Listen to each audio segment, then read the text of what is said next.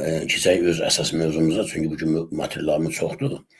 Dostlar, biz Milana Hospitalın Dəladuz direktoru Xuraman Muradova adlı qadının saxta professor, akademik, deməli, nə bilim, adını yapışdırıb, özünü reklam edib, xalq aldatmasından danışırdıq dünən. Qaldığımız yerdən davam edəcəyik, amma gəlin ilk növbədə bu Xuraman Abbasovanın özü haqqında bir informasiya görə var, kimdir, nəçidir, bunu bir dəqiqləşdirək. Deməli, Ziya İnformasiya Mərkəzi belə bir saytdır, nədirsə bu, Ziya Info.az saytıdır.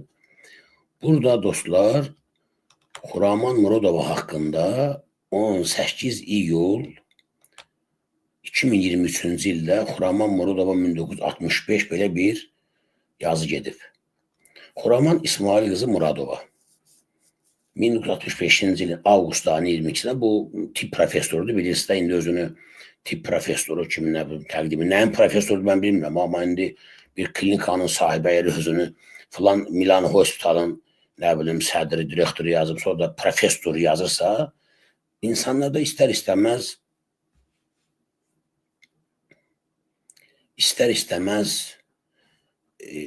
belə bir fikir formalaşır ki, bu yəqin tip professorudur ki, də klinikə rəhbərlik eləyir. Düzdürmü? Səhv demirəm mən. Məsələn, bir hüquq məsləhətxanasının müdürü, mən deyək yazıram, Qurban Məmmədli vergü, hüquqşünas, ya hüquq məsləhətxanası müdürü, vergü, yazıram professor.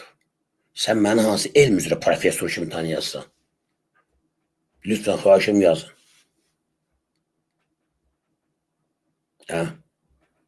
Mən yazıram Qurban Məmmədov vergü, sonra hüquq məsləhətxanası müdürü, professor. Siz mən hansı elm üzrə professor kimi tanıyacaqsınız ki, mən filan elmin professoruyam. Qadir bəy yazır, hüquq üzrə. İndi Xuraman Muradova özünü dostlar professor adlandırır. Əvvəl akademik idi, döndü oldu professor. Biz bunu ifşa edəndən sonra ki, bu Oxfordda hamımız yalandı, bu Dəladuzda əməlləridir. İndi döndü oldu bu qadın Türkiyənin professoru, Özbəkistan alimi, nə bilim, Özbəkistan şairi. Və kimdir bu Xuraman Muradova? Xuraman İsmail qızı Muradova 1965-ci il avqust ayının 22-sində Goranba rayonunun Xan Qərvən kəndində anadan olub. Əslən Laçın rayonundandır. Mən bunu bilmirəm, amma bu saatdən oxuram olduğu kimi. 1972-ci ildə 1-ci sinifə gedib və 1982-ci ildə orta məktəbi əla qiymətlərlə bitirib. Sizə mən deyim ki, dostlar, bütün Dəladuzlar özləri üçün belə təmtəraqlı avtobiografiya hazırlatdırarlar. Bu qadının bütün danışıq, həyat tərzi, düşüncəsi, bütün davranışı, əxlaqı sübut edir ki, bu orta məktəbi əla qiymətlərlə bitirə bilməz. Bunu gedib yoxlayanda, jurnalistlər geçdi yoxlasınlar, onun atestatını görəcəklər ki, bu kimdir? Mən bunun haqqında kifayət artıq məlumat toplamışam. Orta məktəbdə ədəbiyyata və rəssamlığa böyük meyli olan Xuraman İsmail qızı başqa fənləri də əla qiymətlərlə oxuduğundan elə 1982-ci ildə Azərbaycan Dövlət Memarlıq Universitetinə daxil olub. 1987-ci ildə memar mühəndis kimi oranı yüksək qiymətlərlə bitirib. Mən buradan Xuraman Muradova ilə bir qrupda oxuyan tələbələrə müraciət edirəm, xahiş edirəm. Onun haqqında məlumatınız varsa, universitet doğrudan mı orada oxuyub, doğrudan mı oxuyub, necə oxuyub, bu barədə xahiş edirəm, bizə məlumat verin. Bu qadının bütün hətrətlə araşdıracağım mən. 1990-cı ildən Dövlət Maddi Texniki Təchizat Nazirliyində mühəndis işləyib. Dostlar, diqqətlə bu qadının harada işlədiklərini fikir verin. Görün, bu ara tibb ara, klinik ara. Daha sonra sahibkarlıqla məşğul olmağa başlayıb. Mən bilməm, Goranboylular bilirlərmi ki, Goranboyda belə bir qadın olubdur, bunun dədəsindən buna milyonlar qalır, bu sahibkar olub birdən-birə. Əvvəlcə Laçın kiçik müəssisəsini yaradıb. Bu müəssisəyə rəhbərlik elədiyi dönəmlərdə Laçın Kiçik müəssisəsinin nəzdində 2009-cu ildən Laçın klinikasını yaradıb. Dostlar, bir təbii sual çıxır, yəqin sizin də beyninizdə yaranır ki, Laçın klinikasını adam yaradıbsa, bəs indi niyə bu Milanadır? Axı, hər bir müəssisənin, hər bir idarənin nüfuzu həm də onun tarixiliyi ilə bağlıdır. Təcrübəsinin çoxluğu ilə bağlıdır. Yəni, uzun müddət eyni, bir adamın keyfiyyəti, işçinin keyfiyyəti cədvüzdə qalsın. Bir idarədə daha çox işləməsi ilə müəyyənləşdirilir. Demək, bu yaxşı işçidir ki, onu uzun müddət saxlayıblar. Tez-tez, bu da İngiltərə belədir. Baxırlar sənin sidinə, görürlər sən iş yerini tez-tez dəyişdirmirsən, artıq sənin haqqında mənfi bir fikir formalaşır adamlarda ki, sənin işə götürmək olmaz. Fikir verin, dostlar. Bu qadın Laçın Kiçik müəssisəsində yaradıb klinikasını. 2014-cü ildə isə Milan hospitalını yaradıb. Dostlar, indi Laçın klinikası var mı? Yox. Niyə yox, bilirsiniz?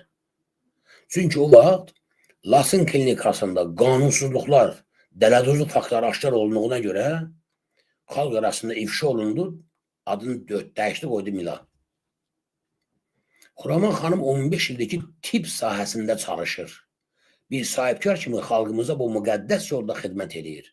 Xidmətin nədən ibarət olduğunu artıq xalq bilir, birazdan siz də biləcəksiniz. Oxford Akademiyasının fəxri professoru, baxın dostlar, Oxford Akademiyasının fəxri professoru, Avropa Tibb Assosiasiyasının və EPMA-nın fəxri üzvüdür. EPMA bilməm nədir? Əslən vətənlər.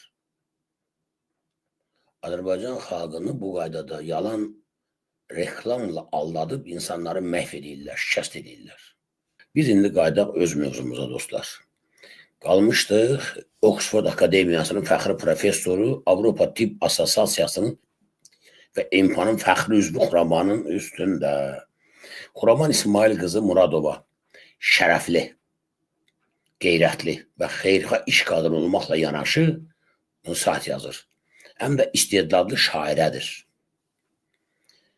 Hələ 9-cu sinifdə oxuduğu illərdən bədii yaradıcılıqla məşğul olsa da, son illərə qədər yazdığı şeirləri mətbuat səhifələrindən çıxarmayıb. Birdən-birə, nəsə bu qadında hər şey birdən-birə başlayıb. Xalq şairi Nərman Həsənzadə və əməkdar incəsənət xadimi Ağalar İdrisoğlu, Ağalar İdrisoğlu dələduzdu, o da Xuramanın taydı, həbs olunmuş, o da. Deməli, israrla ona şeirlərin çap etdirməyi rica etdikdən sonra müxtəlif mətbuat səhifələrində və internet portallarında bir-birinin ardınca bir neçə şeiri işıq görüb. Həm də, dostlar, bu elə-belə sürətlə bu şeirlər zadda çıxdı ortalığa ki, sən demə Azərbaycanda Xuramandan başqa şair yoxdur.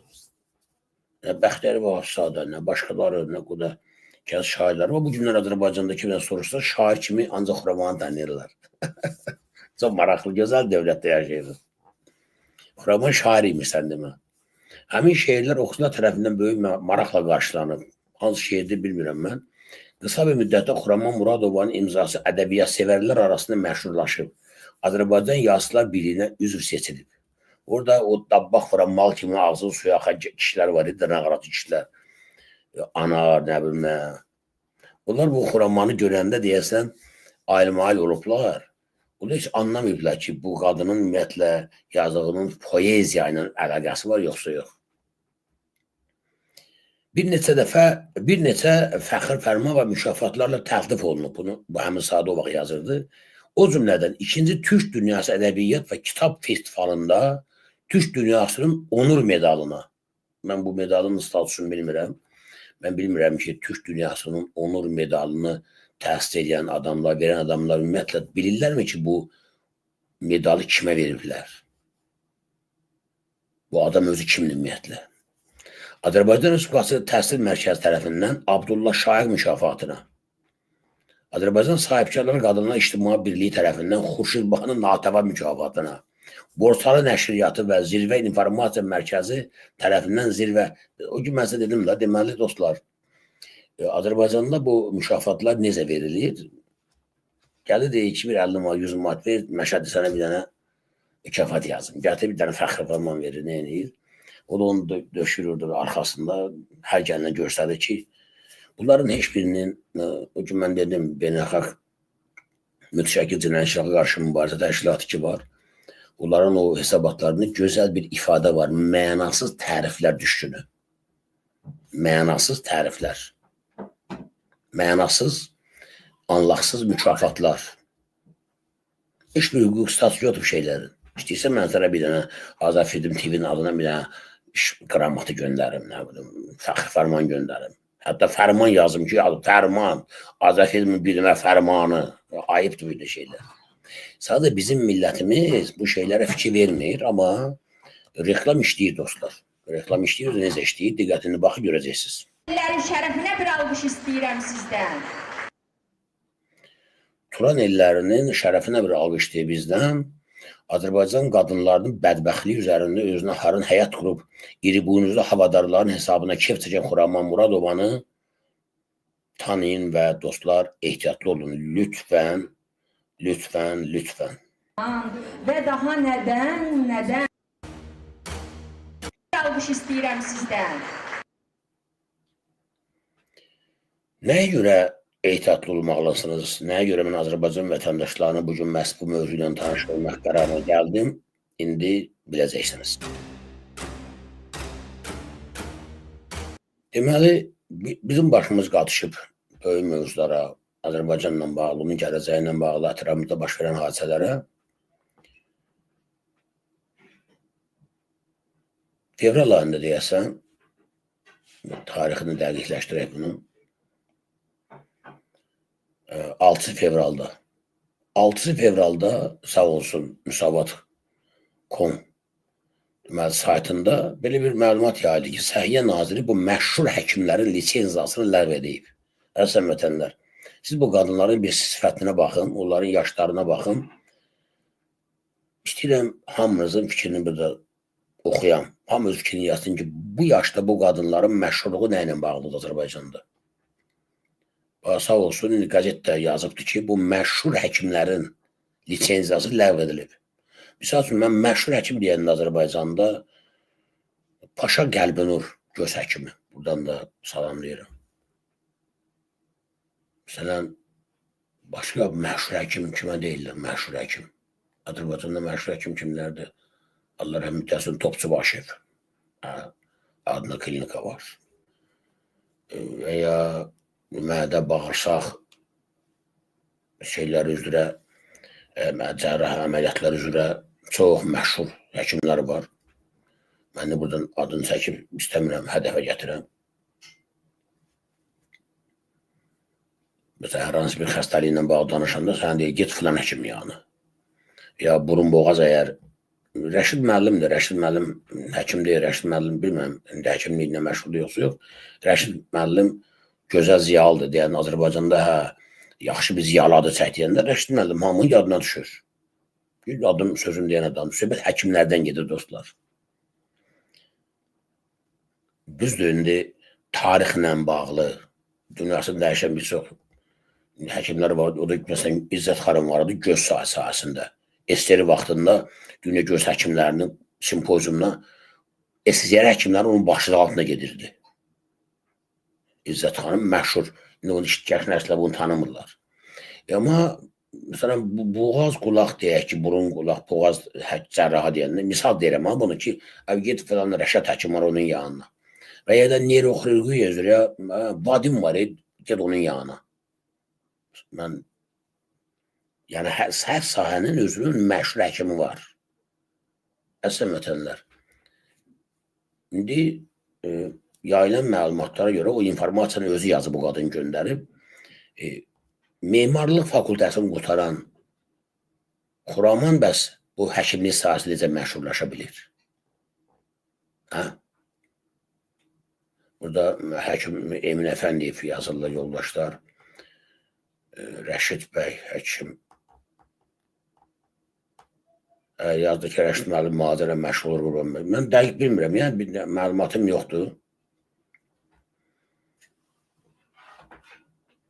Tabii var, həkimlər var. Məsələn, Çərkəz doktor var, professor, buradan da salamlayıram. Vaxtilə gedilmişdi müharibə gedə-gedə, birbaşa oturmuşdu Naxçıvanda döyüşdə gedə-gedə, ya Qarabağda döyüşdə gedə-gedə, birbaşa səhrada, o da səhra politikasında cərrah işlərini məşğul idilər. Çərkəz doktor, adla deyilən həkimlər var. Ekrana gördüyünüz bu qadınlar görəsən məşğulluqları nə ilə bağlıdır? Bunları tanıyan varmı? Mən çox xahiş edirəm. Bilən varsa, bu ekranda gördüyü bu qadınların adını xahiş edirəm yazın, bilən varsa. Bunların adı nədir bu qadınların? Bu məşhurdursa bunlar. Çox xahiş edirəm. Bilən varsa yazın bunların adını. İndi birazdan görəcəksiniz, bunların adını biləcəksiniz, kimdir bunlar? Bunlar nə işlə məşğuldurlar?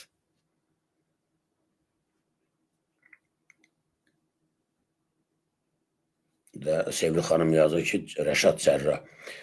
Var, təbii ki, bütün tibb sahəsində Azərbaycanda həqiqətən də məşhur, savadlı və qarşısında papaq çıxarılası, əyləsi, təzim ediləsi həkimlərimiz var.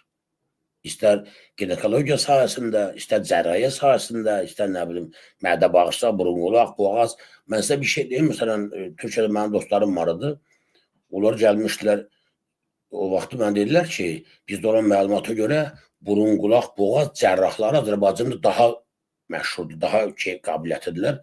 Gəlmiş orada əməliyyat olmaq. Türkiyədən gəlmişlər bura. Azərbaycana Bakıya gəldilər. Misal üçün, bu diş plantasiyası var, diş əhmi var ha. Azərbaycan həkimləri bu sahədə xeyli inkişaf ediblər. Biz bundan fəxr edəməliyik. Amma baxın, görün, dövlət kimlərin düşüb əlinə? Bizim həqiqi həkimlərimizi reklam eləyib, onlara xaricdən müştəri gətirmək əvəzinə, əxlaqsız küçə qadınlarına sertifikat verib, gətirib həkim kimi yığırlar ora, onlar da görün nələr eləyirlər, indi görəcəksiniz. Lisenziyası ləğv edilən tibb işçilərinin siyahısı: Ağamirova Könül Əlifrid qızı, Əliyeva Şövkət Tofiq qızı, Həmidova Sevinç Abisalam qızı, Kərimova Bəhicə Rafiq qızı, Quliyeva Rəna Ədalət qızı, Qurbanova Təbəssüm Arif qızı və Salmanlı Elnarə Eldar qızı. Dostlar, Könül Ağamirova. Bunu tanıyan var mı aranızda məşhur həkim kimi? Və mən nəyə görə bu mövzuya neçə aydan sonra bir də qayıtmalı oldum? Bu qədər vacib mövzularımız olurlar. Çünki bu məlumat yayılandan sonra mənim öz ailəmin üzvlərindən olan balaca qızım mənə zəng elədi ki, ata, mənə ziyanı vuran bu qadındır, Könül Ağamirova. Uşaq deməli 2-3 il bundan qabaq nəsə özündə problem hiss elədi. Mən xahiş elədim, bəzi dostlar bizə yardım elədilər. Uşaq gedir həkimə, mənə də demir ki, hansı klinikaya gedib, hansı həkimə müraciət edib. Bəli başda deyək ki, dostlar, mən övladlarımı həm siyasi fəaliyyətimdən, həm də şəxsi münasibətlərimdən həmişə kənar tutmağa çalışmışam. Yəni, istəmirəm ki, övladlarım mənim siyasi fəaliyyətimdən bağlı, siyasi mübarizələrimdə kimlənsə dostluğum, düşmənçiliyim var. Üzə durmuşam, övladlarım da qoşusuna, qəti imkan vermərəm. Mənim bəzən övladlarım mənə düşman olan, deyək ki, siyasi rəqiblərim var ki, onlara çox mehriban doğma əmləri kimi baxırlar. İndi bəziləri bəlkə də sizlərə qəribə gələr. Belə bir həyat tərzimiz var, belə bir münasibətlər sistemin qurmuşuq biz. Həm qohumlar arasında deyək ki, məsələn, misal üçün deyirəm, hansı əmi ilə, dayı ilə, xala ilə aran yoxdur, iki bacı qardaşlar arası yoxdur. Biz evətə imkan verməliyik ki, övladlar da qoşulsun o şeyə, qətiyyən. Övladın vəzifəsi əmi kimi baxma, dayı kimi bax, xalaya xala, bibiyə bibi kimi, qonşuya qonşu baxmaqdır. Bunlar bilsin ki, qonşu ilə mənim aramda şəxsi müəyyən məsələlərlə bu problemim olsun. Bu mənim övladıma əsas vermir ki, qonşuya pis yanaşsın, pis münasibət göstərsin. Onun borcudur ki, qonşu yanarsan. Həmişə hörmətini sağlasın. O baxımdan da mənim heç efirdən Milan Hospital dələduz qadın haqqında verdiyim verişləri heç qızım maraqlanmayıb, xəbər də yoxdur ki, o hospitalda məhz bu dələduz qadın fəaliyyət göstərir. Gedin müraciət edir ora. Bu qadının lisenziyası ləğv olundan sonra uşaq mənə zəng elədi ki, ata, bəs o vaxt mən də müraciət eləmişəm, bu Könül Ağamirova deyilən qadın mənim başıma it oynasıb. Abala, nə məsələdir? Dostlar, mən o şəkilləri bu dəstə göstərə bilmirəm. Çünki o qədər iğrənc, o qədər belə qəribə bir görüntü var ki, adamın baxanda qanı qaralır. Tikiş qoyubdur. Tikiş, cərrahi tikiş yox. O, elə bir belə bir bez parçası, üzülmüş bir bez parçasına bir naşı bir adam və tikiş atıb da bu vəziyyətdə. Uşaq deyək ata, mən narkozdan ayrılandan sonra ayağımda bir deşik gördüm. Soruşdum ki, həkimdən, doktor, bu nədir belə? Mənim ayağımdakı bu deşik yara nə ilə bağlıdır? Siz məni əlinizdən salmışsınız bu, mən narkozda olanda? Yoxsa mənim orada dəri kəsmişsiniz, nə götürmüşsünüz oradan ki, mənim ayağımda siz nə işiniz var? Dostlar, Könül Ağamirova lisenziyası ləğv olunan ikinci dələduz bir qadın, həmin dələduz xuramanın reklam elətdirib, güya görkəmli həkim kimi xalqa sıradığı adamdır. Və mən öz övladımın dediklərindən başa düşdüm ki, deyək, mən hər dəfə şikayətə gedəndə ki, xanım, sənin qoyduğun tikiş yara verir müzü tamamınızdan. Nə bilim, qan axır, mən özüm pis eləyirəm, narahatam mən. Bir qadın oraya özünə yiyəcənirəm, bu nə hərəkətdir belə? Deyək, orada deyənən onlarla qadın vardı, birinin göz qapağı deyək ki, xarabdır, onun müalicəli, birinin qulağında nəsə üzündə bir problem olub, birinin filayında problem olubdur, hamı şikayətə gəlib bura. Hiss elədim ki, bu qadın ya həkim deyil, ya da başı çıxmır. Mənə dedi ki, sən özü başqa yerdə göstərdi, başqa həkimlərə müraciət edin. Dedim, necə, mən sənə burada 3000 manat pul getirmişəm, 500 manat abcibaya qoydusan, 3000-də keçirmişsən dövlətə, göv klinikaya. Mən sağlamlığıma görə oradan-buradan borc alıb sənə ödəmişəm. Necə gidib başqasına nə göstərməliyəm mən? Onlarla qadın deyə gəlmişdir o şikayətə. Əslən vətənlər, buradan mən müraciət edən bütün Azərbaycan qadınlarına, kim Milano Hospitala müraciət edibdi, bu Könül Ağamirovaya. Biləsiniz ki, qanun belədir. Hər bir klinika, hər bir xəstəxana işçisinin vurduğu zərərə görə məsuliyyət daşıyır. Bəri başdan deyim ki, mən artıq iddianı hazırlamışam. Faktiki çəkilən xərc, vurulduğu ziyanın aradan qaldırılması üçün bundan sonra lazım olacaq xərc, eləcə də uşağa vurduğu mənəvi ziyana görə 500.000 manat iddia sürmüşəm klinikaya, bu Milano klinikasına qarşı. Buradan da bütün qadınlara müraciət edirəm, Azərbaycan qadınlarına. Kimin bu klinika ilə iş olub, münasibəti olubdur, kimə ziyan vurulubdur, mənə müraciət eləyin.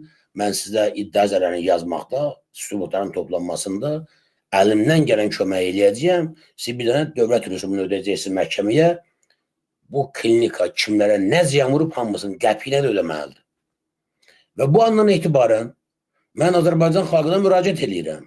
Milano Hospitala təhlükə mənbəyi kimi baxın. Həyatınızı belə yaramaz, əldə-qarmı həkimlərə həvalə etməyin. Bədbaxt eləməyin özünüzü. Mənim övladımın şəxsən bu klinikada vurulan ziyan, zərər elə bir dəhşətli iz qoyub ki, uşağın psixologiyasında, psixologiyasında. O özünü neçə ildir rahat silə bilmir. Məndən də gizlədibdir bu başına gələn bəlaları. Dünənlər bu hadisə olanda üstü asılıb mənə zəng eləyib ki, ata. Deyirəm, ay qızım, sən oraya gitməmişdən qabaq, siz heç baxmamısan ki, mən axı o klinikanın rəhbərinin dələduz olduğunu, saxta özünü profesor adlandırdığını mən dəfədən demişəm axı bir də. Uşaq izləməyib dostlar. Baxın, mənim şəxsən ailə üzüm.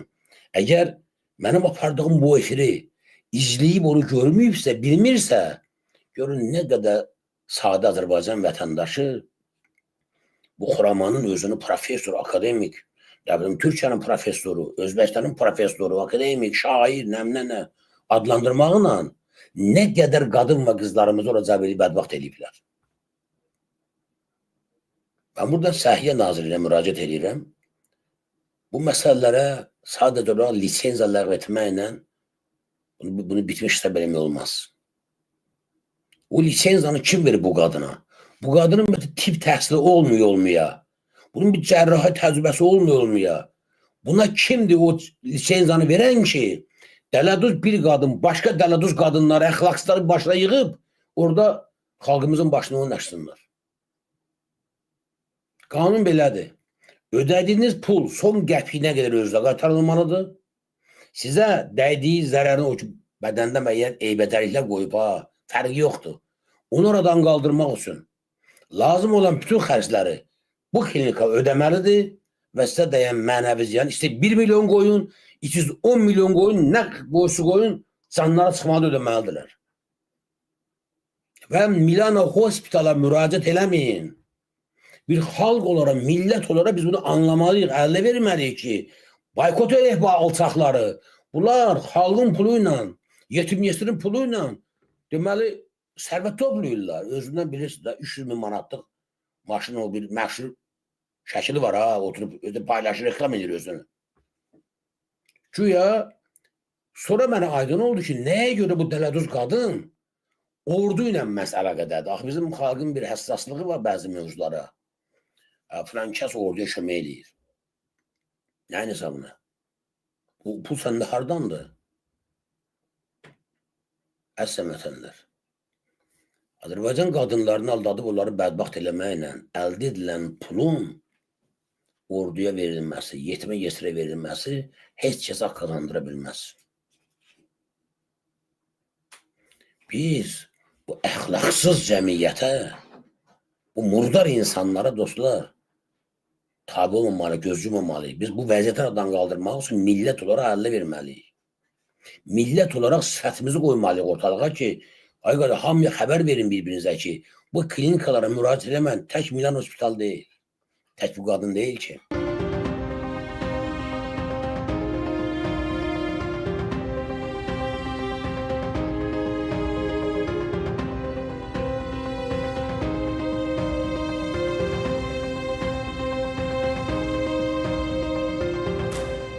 Deməli, bu qadınları dostlar, efirdə gördüyünüz bu dələduz xuraman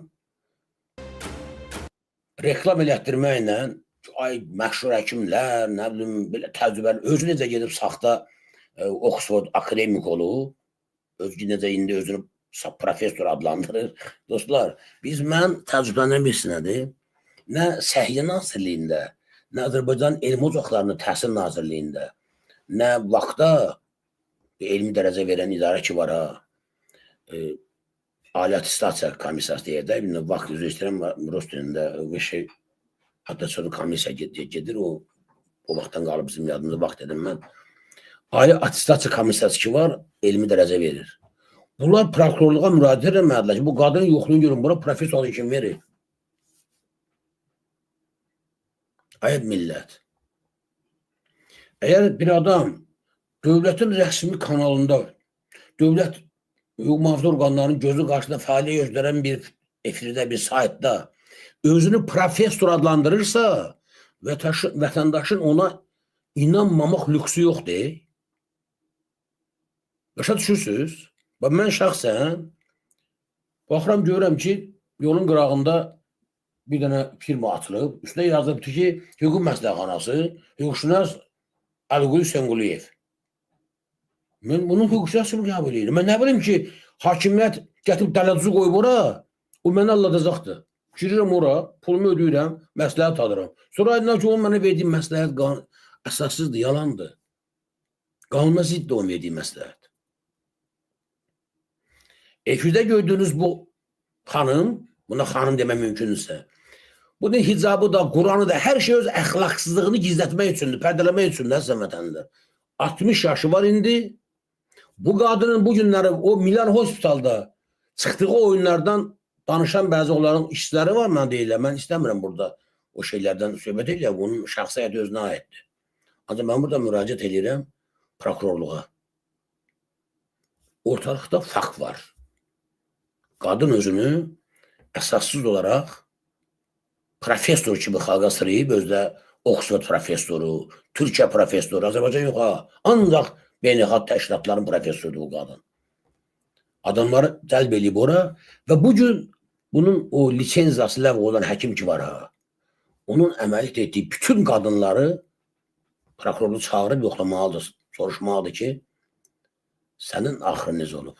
Bir çox qadınlar, dostlar, savaqsızlığından, bəziləri utandığından istəmirlər bu şeyləri ictimailəşdirsinlər. Ancaq mən bunu ictimailəşdirəcəyəm, hesab edirəm ki, bu olduqca vacibdir.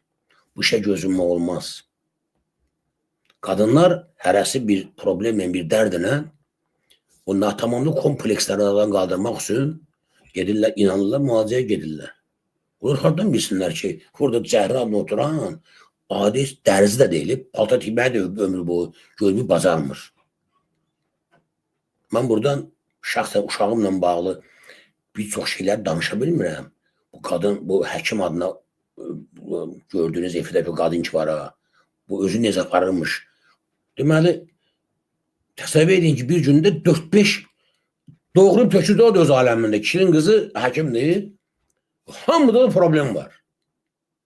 İndi Səhiyyə Nazirliyi bu efidə gördüyünüz könüldür nədir? Bunun lisenziyasını ləğv eləyibdir. Bundan sonra atılmalı addım Səhiyyə Nazirliyi və Baş Prokurorluq sizin vəzifənizi bilirsiniz yoxsa yox? Kim o lisenziyanı verir buna? Niyə Xuraman Muradova?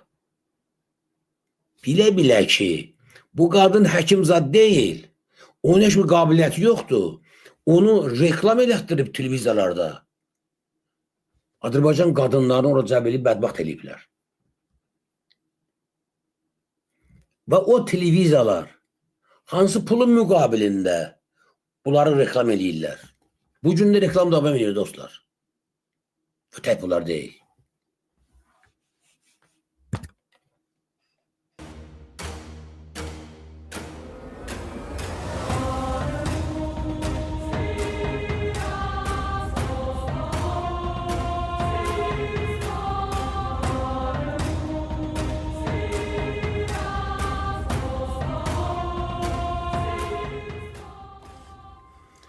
Azərbaycan qadınlarının nəzərinə Milana Hospital, əvvəlki adı Laçın Hospital, Milana Hospital olubdur.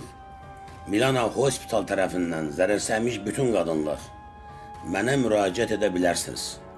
Mən sizə Milana Hospitala ödədiyiniz bütün məbləğlərin sağlamlığınıza vurulan faktiki zərərin və mənəvi ziyanın sizə ödənilməsi üçün məhkəmələrdə iddia qaldırmaq məqsədi ilə pulsuz hüquqi yardım göstərməyə hazıram, göstərəcəyəm. Aşağıdakı telefon nömrələri ilə əlaqə saxlaya bilərsiniz. +99 4 050 266 10 +44 785 916 81 59. Milana Hospitaldan uzaq durun, təhlükəlidir.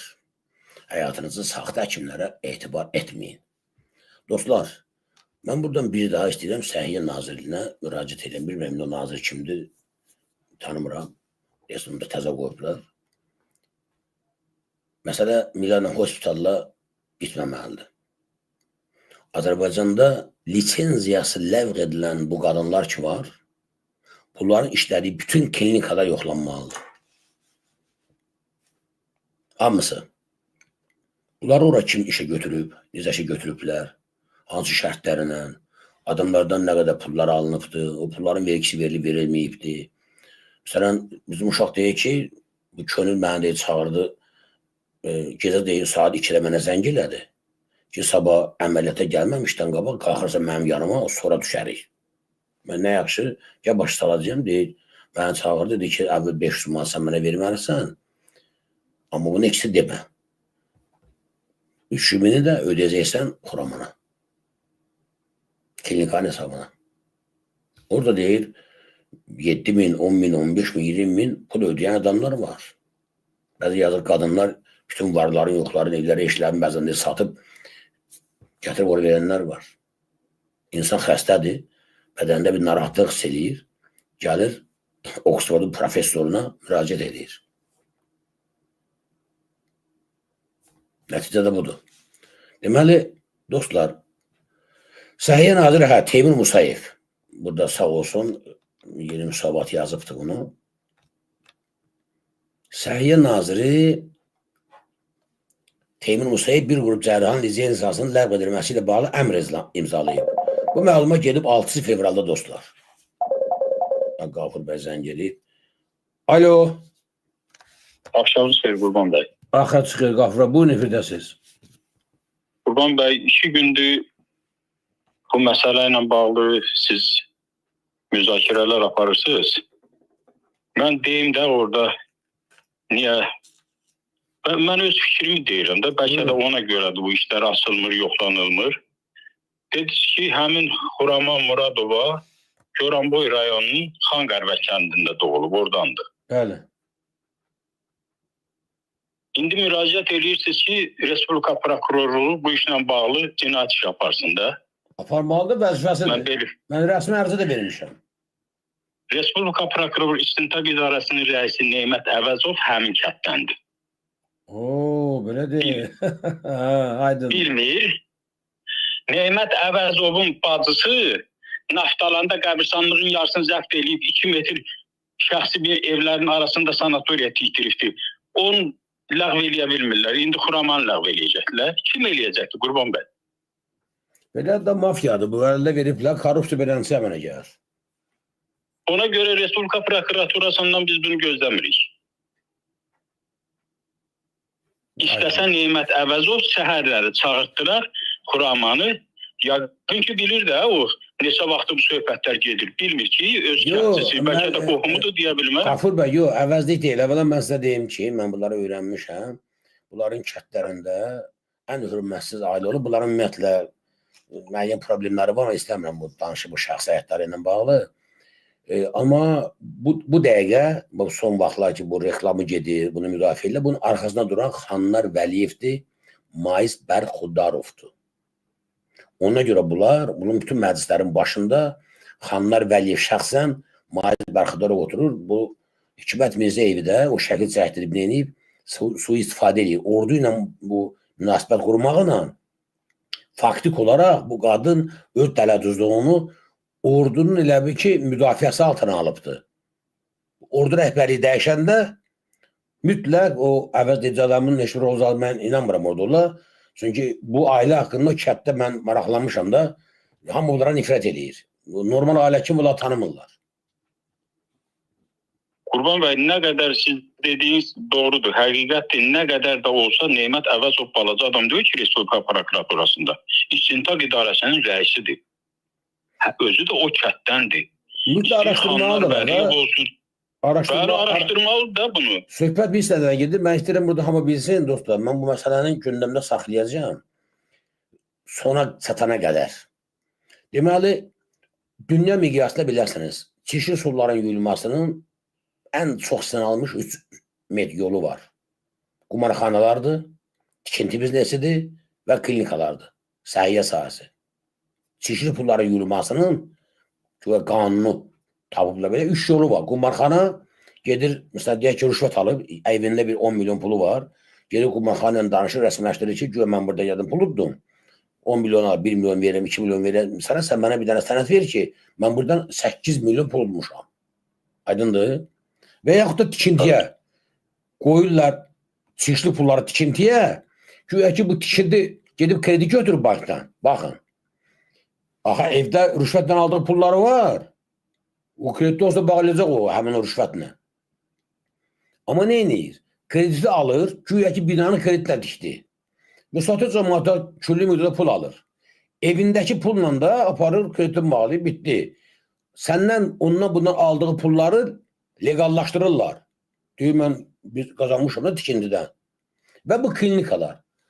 Təbii ki, Xuramanın bütün tərcümə halı, nəsil nəcabəti mən öyrənmişəm. Bunu bütün nəslin yıxsan bir eşyəyə yük olmaz. Bir eşyəyə palan almağa imkanlar olmaz. Bu qadın hansı qaydada, kimin sərvətini necə ələ keçirir, bunların hamısı mənə deyiblər.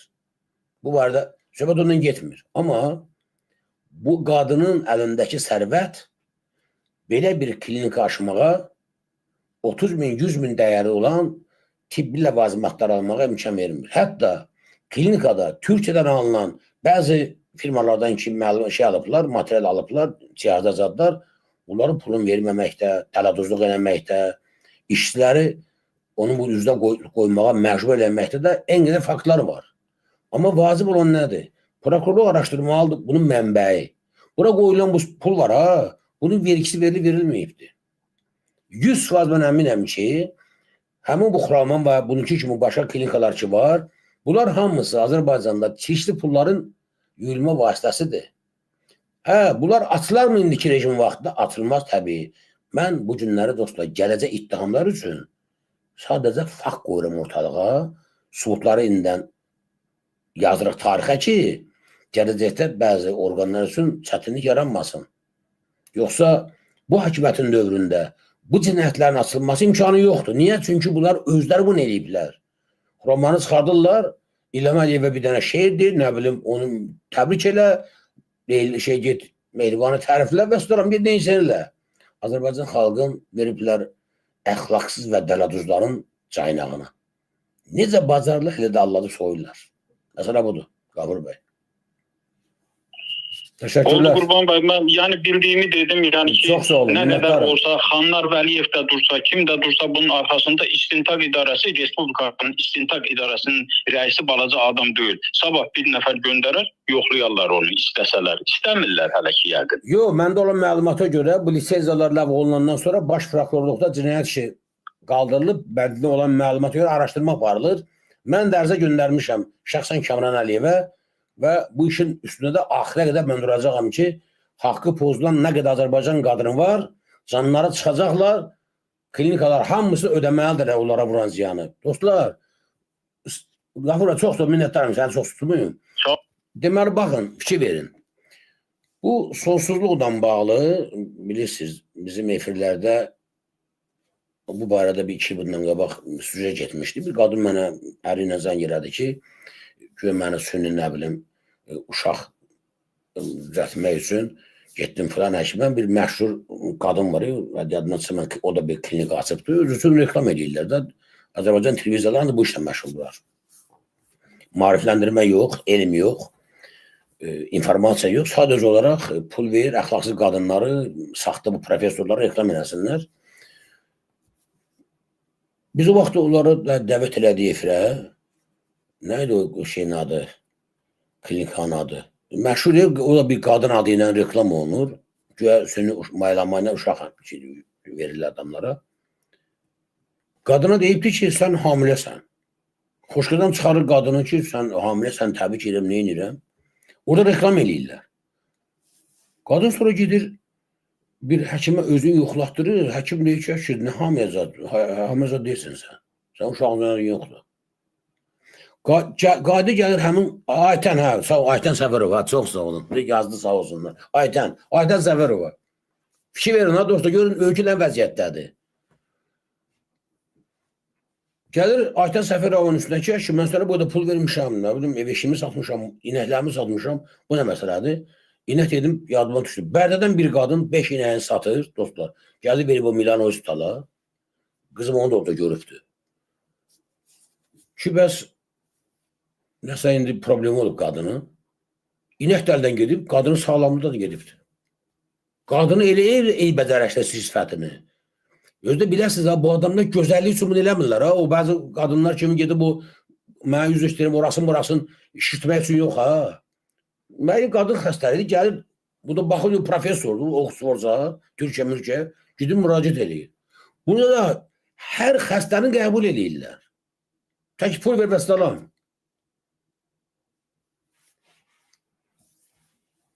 Bu adamlar, bu nədir, Aytən, götürür, bizim efirdə çıxış edəndən sonra həmin qadını verir. Qadın əvvəl çağırır ki, sən gəl belə eləyək, sənin uşağın var, amma deyək ki, zəhərlənibdir.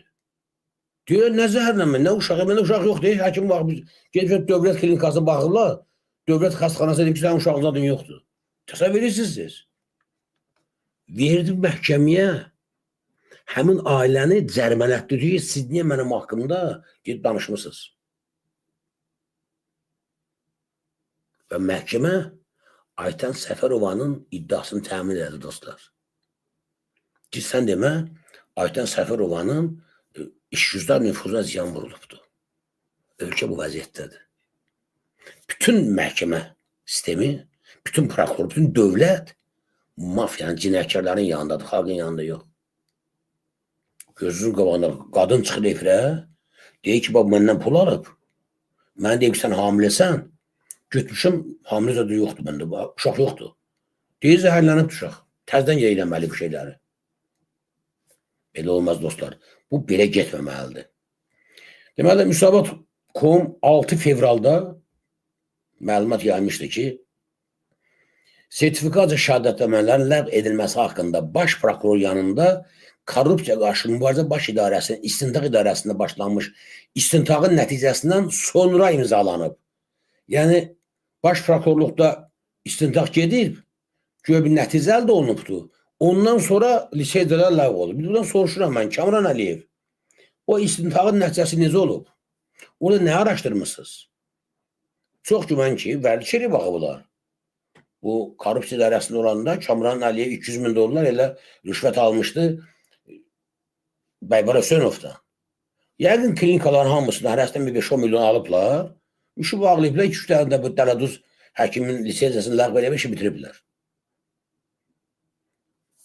Məlumata görə plastik cərrahi ixtisası ilə bağlı olmayan və plastik cərrahi ixtisası üzrə rezidentura təhsil almayan tibb sahəsində fərdi ixtisasa sahib bir qrup şəxsə Əzəl İvadına Azərbaycan Dövlət Həkimlər Təkmilləşdirmə İnstitutunda kurslara cəlb olunmaqla sertifikasiya imtahanına, buraxılış imtahanı verilməsi və sonda həmin şəxslərə plastik cərrahiyə üzrə praktik fəaliyyətə buraxılması barədə sertifikasiya şəhadətnamələrin verilməsi müəyyən edilib. Müəyyən edilib ki, belə bir şey var, Azərbaycan Dövlət Həkimlər Təkmilləşdirmə İnstitutu.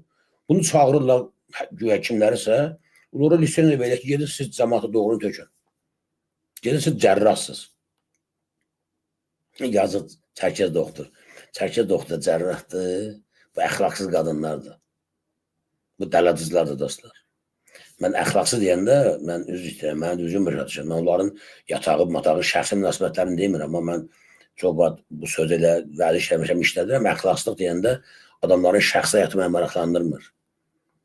Ümumiyyətlə, bilmədiyi işində getmək ən böyük əxlaqsızlıqdır. Yalan danışma ən böyük əxlaqsızlıq, zərbiyyətsizlikdir. Başqasının haqqını yemək əxlaqsızlıqdır, dostlar. Başqasının pulunu alıb onun səhətinə ziyan vurmaq əxlaqsızlıqdır. Bu baxımdan Azərbaycanda ən böyük əxlaqsız Muxraman Muradova və onun ətrafındakı adamlardır. O xəstəxanada çalışan ola bilsin ki, haradasa savadlı bir həkim var. Mən tanımıram həkimi, bilmirəm. Amma artıq ortada fakt var. Son 3 ildə plastik cərrahiyyə ilə məşğul olan 6 qadının Amirova Könül Əlifrit qızı, Əlövsət Əliyeva Şövkət Tofiq qızı, Həmidova Sevinc Abüsalim qızı, Kərimova Bəhizə Rafiq qızı, Quliyeva Rəna Ədalət qızı, Qurbanova Təbəssüm Arif qızı və Salmanlı Elnarə Eldar qızı. Bunların lisenziyaları ləğv edilib.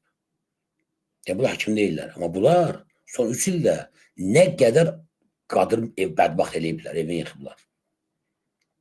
Mən belə baxıram, söhbət pəncərəsində Muxramanın deyəsən, bu trollara bu da fəallaşıblar, köyə cavab yazırlar.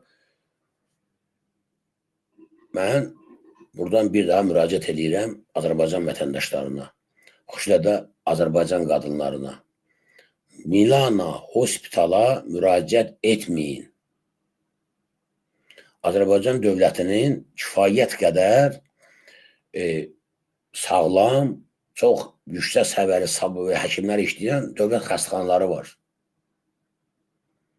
Mən şəxsi klinikalar şəxsən tanımıram ki, kim nədir, necədir, amma Milana hospitalın rəhbəri Xuraman Muradovanın dələduz olduğunu mən şəxsən sübut eləmişəm. Gözünün qabağında. Artıq o əvvəlki özü Oxford professoru adlandırmır. Mən o sübut eləyəndən sonra. İndi dönüb olubdu Türkiyənin professoru. Hər bir Azərbaycan qadınının hüququ var ki, verib məhkəməyə faktiki ödədiyi pulu ondan tələb eləsin. Bədənində qalan o izləri ona vurmuş xəsarətin izlərini aradan qaldırmaq üçün əlavə əməliyyat üçün lazım olan pul ondan tələb eləsin. Üçüncüsü, ona vurulmuş mənəvi ziyanın qarşılığı olaraq ürəyi istəyən məbləğ istəsin. Mən 500.000 manat istəmişəm, tələb eləmişəm Milano Hospitalına. Mən təbii bilirəm ki, Azərbaycan məhkəmələri onu təmin eləməyəcəklər. Mənə lazımdır ki, ölkədəki bu alçaq burdar vəziyyəti çıxarım beynəlxalq təşkilatlara, aparım Avropa məhkəməsinə ki, görsünlər ki, Azərbaycan nə vəziyyətdədir. Buna görə də kütləvi surətdə bunu eləmək lazımdır. Hamıya xəbər verin, doğumlara, dostlara, qovlara, qonşulara, hamıya ki, bu klinikaya müraciət eləməsinlər. Dövlət dayanmadan, bu dövlət deyil əslində baxsan bu cinayət çətə dayanmadan bunları reklam edirlər. Hospitalı, qadın özünü, profesor, tədbirlər, adam durur gedib Naxçıvana, o gün baxıb dərsdə gəlmişəm. Naxçıvana dəvət edirlər, ordu ilə görüşə, ora-bura. Bu çox savadsız, səviyyəsiz, dələduz bir qadındır.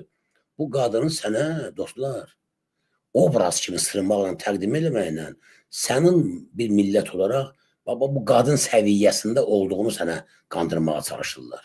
Sən buna layiqsən. Sən bu dələduz qadınların millətisən və biz səninlə belə rəftar eləməliyik. İstəyirəm xalq bunu bilsin. Və niyə bu şeylər baş verir? Niyə doğru bu şeylər baş tutur Azərbaycanda?